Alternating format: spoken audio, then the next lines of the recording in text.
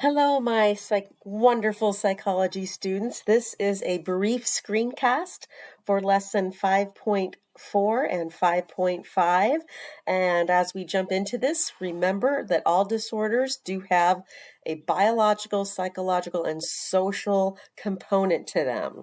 And so also, as we've been looking at these, come on, there we go. We've been looking at these.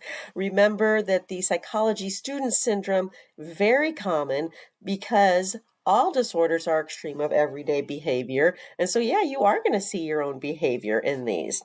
So starting with 5.4, the somatic symptom disorders. These disorders are very similar to anxiety, but they're all related to the body. So soma means body, and so we're going to see a lot of overlaps in the biopsychosocial realm for somatic and anxiety disorders. I encourage you to do some color coding for each lesson, just to kind of help keep these straight. So the first two, somatic symptom disorder versus illness anxiety disorder. Now, a lot of times these are really hard to keep straight. So here's the difference.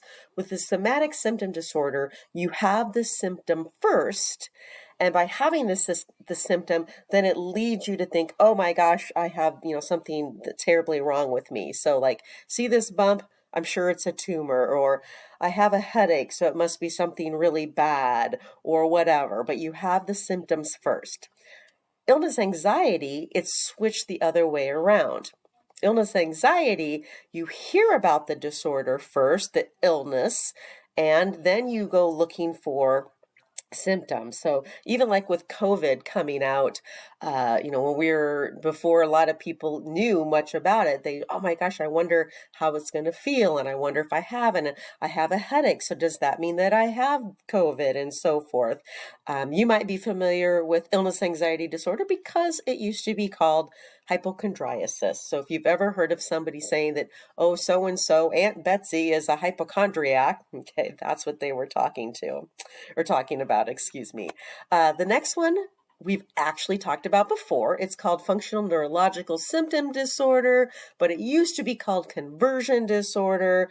And before that, it was called hysteria. And in class, we've talked a couple times now about hysterical blindness or hysterical pregnancy or glove paralysis, but the sort of thing where there's actual physical symptoms, but no physical reason for those symptoms to be there. And then the last two, mass hysteria is the same disorder, but it can be experienced as a group. For one story, there was a school in the Northeast, and they had kind of sent out a letter and, let everybody know that they were going to be spraying the foundation of the school for bugs. And so to make sure you were washing your hands and that sort of thing. Well, on the day they were supposed to do this, all of the teachers, not all, but a lot of the teachers and a lot of the students complained of, again, headaches and a rash and so forth. And they thought, oh, it's got to be due to this bug spray. Well, what had happened was there was a equipment failure, and so they couldn't actually spray the foundation, and so it was all kind of in their mind. That wasn't the cause for it. So this has happened many times in history. Okay, the last two, factitious and factitious imposed on another. This actually is faking an illness.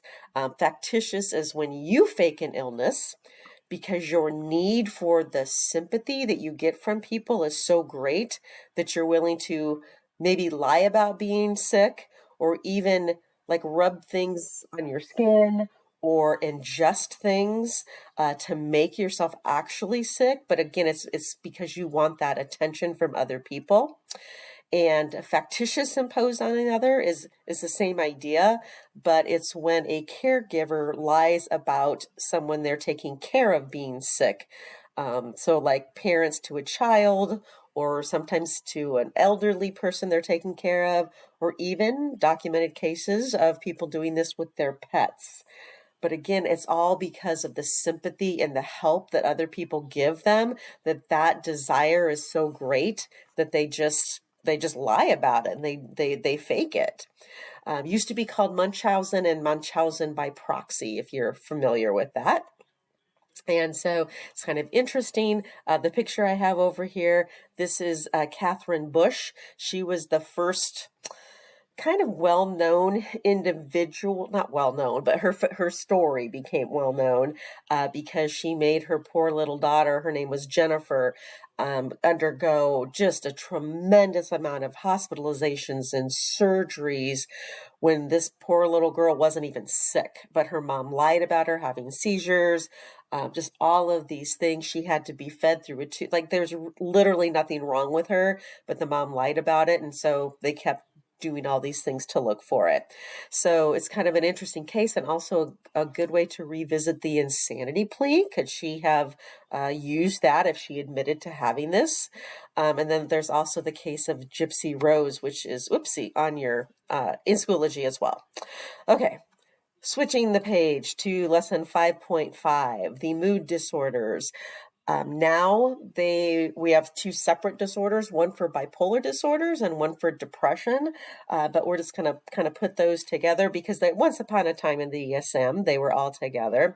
But your moods, just like we see on this continuum, just like we had in our personality unit, your moods range from depression to mania. And so bipolar, you have both of these. Unipolar, you just have depression.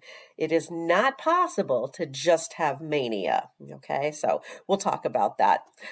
So major depression, I think a lot of people, because it is so widespread, people know what it is, but they don't always have an accurate picture of what it is because they might think, oh, someone who's wearing dark clothes and whatever. Well, you know what? There's a lot of people who have depression and you wouldn't even know it because they hide behind a smile. So don't think just because you are aware of it doesn't mean that you really truly know it. Okay. So besides sadness, we do have other symptoms that you found in your reading, as well as the document that I have in Schoology for you. But even things like guilt and irritability, a lot of times people overlook irritability. They just don't know, oh, I'm just so mad. I'm just so angry at the world. And it's actually a sign of depression. Okay.